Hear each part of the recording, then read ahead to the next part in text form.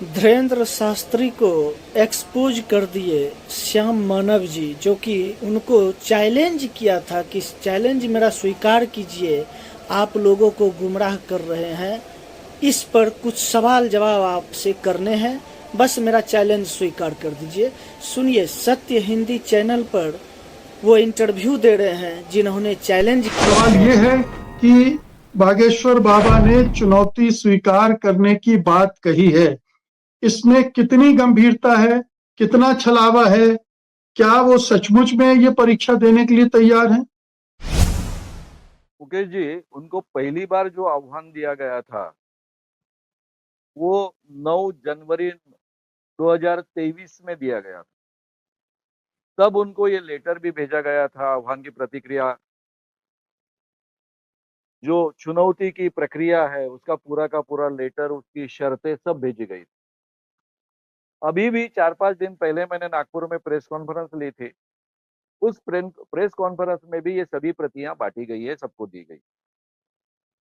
ये fraud and proof conditions के अंदर ये चुनौती होनी चाहिए।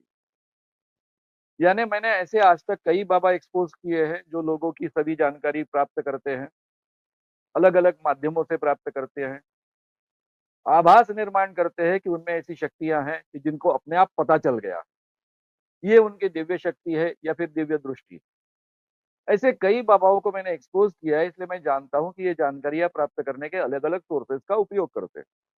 ये सोर्सेज का वो उपयोग न कर पाए, इसलिए इस ढंग की चुनौती डिजाइन की गई।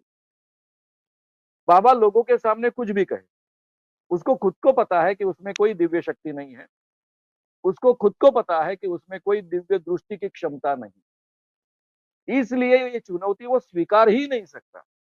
जिस दिन चुनौती स्वीकारेगा उस दिन पूरी तरह से खत्म हो जाएगा, क्योंकि उसमें ये क्षमता है नहीं, ये उसको बहुत अच्छे ढंग से मालूम है, चाहे उसके भक्तों को मालूम हो ना हो, क्योंकि इस चुनौती में दूध का दूध और पानी का पानी हो जाएगा।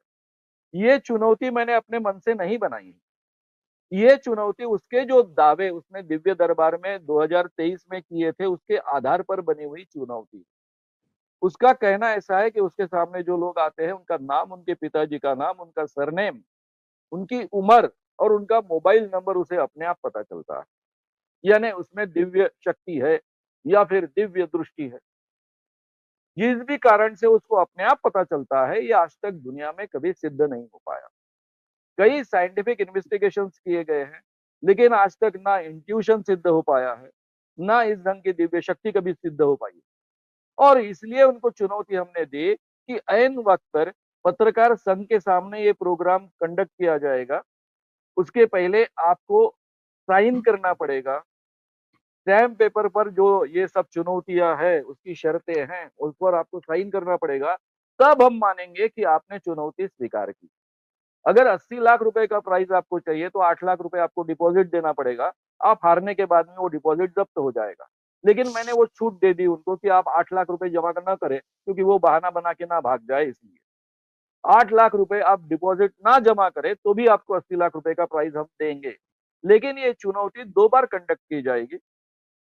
पहली बार में 2 चीजें कंडक्ट की जाएगी। एक, हम 10 लोग आपके सामने हाजिर करेंगे ऐन वक्त पर।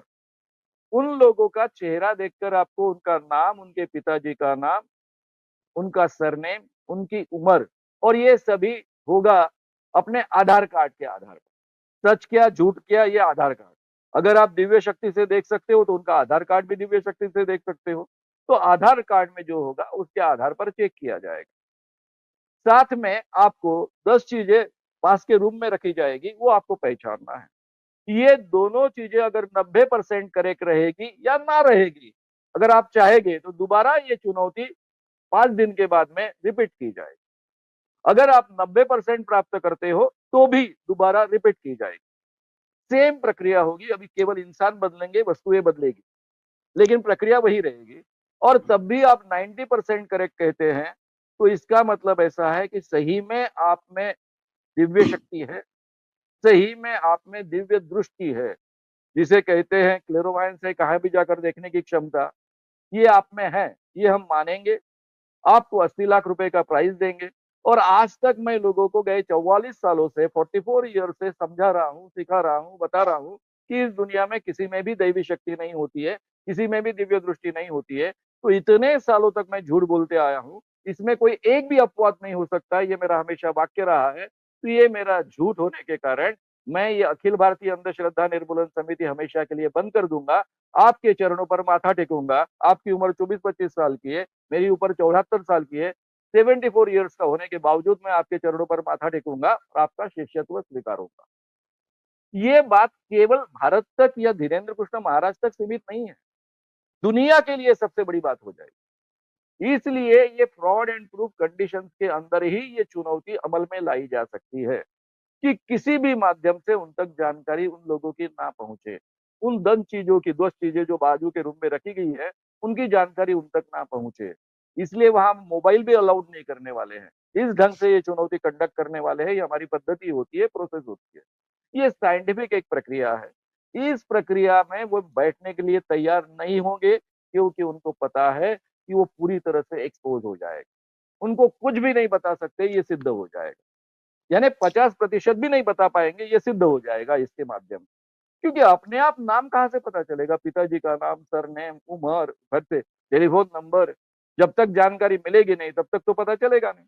तो उनकी जो जानकारी प्राप्त करने की यंत्रणा है, वो यंत्रणा यहाँ काम नहीं आने देंगे। इस ढंग से ये कंडक्ट की जाएगी, इसलिए वो बता नहीं पाएंगे। अगर सुन लिया हो तो लाइक शेयर कमेंट करना ना भूलें।